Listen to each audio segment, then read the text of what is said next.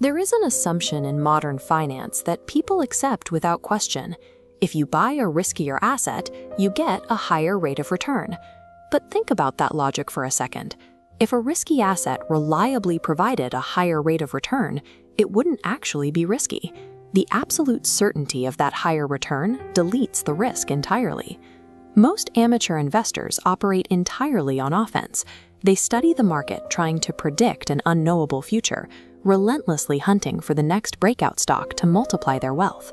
Investors like Warren Buffett and Peter Lynch built their legacies on defensive discipline, prioritizing the containment of losses as much as the pursuit of gains. Howard Marks stands among these giants of defense. His grasp on risk mitigation is so exact that it was actually Warren Buffett himself who pushed Marks to publish his strategies in the first place. Securing your financial future requires unlearning the aggressive pursuit of exponential gains and instead mastering the quiet architecture of simply not losing money. To protect a portfolio, you must evaluate an asset by strictly separating its fundamental business quality from its market price.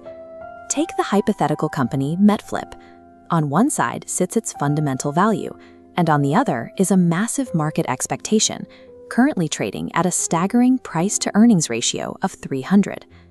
As this earnings chart shows, for Metflip to simply justify that price and reach an average valuation of 20, the company would have to increase its baseline earnings by 15 times. If the company is already large, that kind of growth borders on impossible. At this extreme valuation, the absolute best-case scenario might bump the stock price up a few percentage points. But even a minor disappointment will shatter investor confidence, causing the price to crater while the stock itself still remains mathematically expensive. This setup caps your potential profits while exposing your principal to devastating loss, a textbook example of bad risk-to-reward asymmetry. Buying an asset at a heavily discounted price flips this dynamic. In that scenario, negative outcomes are already priced in, leaving you with limited downside and massive potential upside. Curious, slightly amazed, this creates a counterintuitive reality. A dominant, high-quality business can be incredibly dangerous to own, while a struggling, low-quality business can actually be remarkably safe. Ultimately, risk acts as a direct variable of the price paid for an asset, rather than an inherent permanent property of the business itself. If price is the ultimate dictator of risk, why do asset prices disconnect so wildly from their true values in the first place? Collective human emotion, rather than calculating logic, determines how the market assigns value to its assets. This indicator shows how the market acts like a pendulum. It spends almost no time resting at its logical, balanced center. Instead, it constantly races between absolute euphoria and deep depression, swinging from aggressively overpriced to severely underpriced. The greatest danger occurs right at these extremes. During a boom, investors convince themselves that the current trend is a permanent new reality, blinding themselves to the mounting risk. These cycles are self-correcting. Extreme success and euphoria naturally breed the arrogance that leads to failure. Conversely, mass panic drives prices down to extreme bargains, creating the conditions for the next recovery. Because human beings cannot suppress their emotions, these cycles will continually repeat and reverse on their own. Identifying where the crowd stands in that cycle is an investor's greatest advantage. The paradox of risk control is that its benefits are almost entirely invisible. They exist only as catastrophic financial losses that never actually occurred in your portfolio. Compounding wealth over a lifetime relies far more heavily on the size of the losses you avoid than the magnitude of individual winners you pick. Success does not require a crystal ball or the ability to predict the economy. It requires the discipline to look closely at the market and accurately assess where the pendulum is resting today. By combining strict discipline over the price you pay with an acute awareness of the current market cycle, you stop gambling on the future and permanently tilt the odds of success in your favor. You can look at the stock market and see highly intelligent, logical individuals routinely suffering devastating financial losses. And it begs the question, why do smart people, especially in entire groups, make such catastrophic errors with their money? The root of these investing errors rarely comes down to a lack of data or poor analytical skills. The most dangerous factors are entirely psychological. When logic is dismissed, human emotions like fear, greed, and ego take the steering wheel. Investor Howard Marks visualizes the market cycle not as a balanced scale, but as a pendulum. It never rests comfortably in the center. Instead, it is perpetually swinging back and forth between two extreme emotional poles. As economic conditions improve and profits rise, that pendulum swings upward toward greed. At this apex, investors feel invincible. Ego inflates, confidence morphs into arrogance, and basic reasoning is completely abandoned in the rush for more.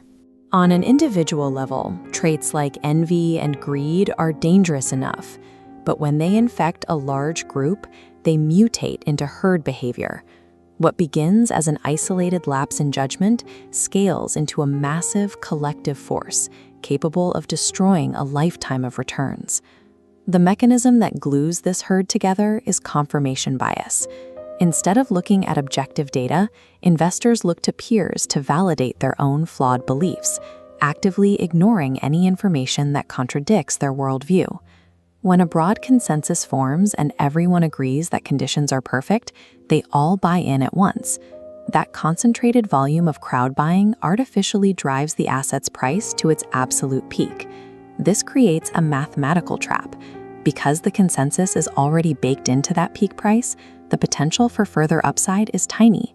Meanwhile, you've opened yourself up to a massive, terrifying drop if conditions falter even slightly. You see this play out in the real world when major indices stretch their valuations. For example, when the S&P 500 reaches a high-priced earnings ratio of around 23, it forces you to question how much upside is actually left, making the sidelines look like a much smarter position. Following the crowd feels comfortable because everyone around you is doing the exact same thing. But by buying at the height of consensus, you guarantee yourself the worst possible risk-to-reward ratio. The strict antidote to the herd is contrarianism. While the vast majority of investors blindly chase the current trend, the most successful investors are often making moves in the exact opposite direction. Warren Buffett summarizes this dynamic perfectly. You need to be fearful when others are greedy, and greedy when others are fearful. The contrarian operates on inverse math. If the market consensus hates a company, the resulting sell-off drives the stock price into the ground.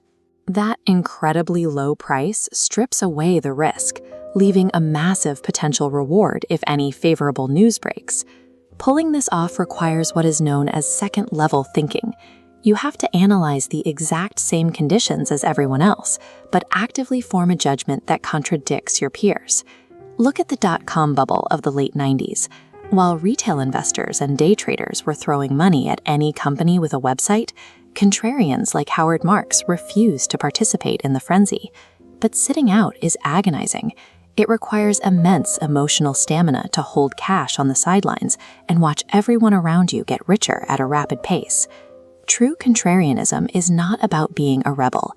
It is a grueling test of emotional endurance. You have to be completely willing to look foolish and wrong in the short term so you can preserve your capital and survive the inevitable crash.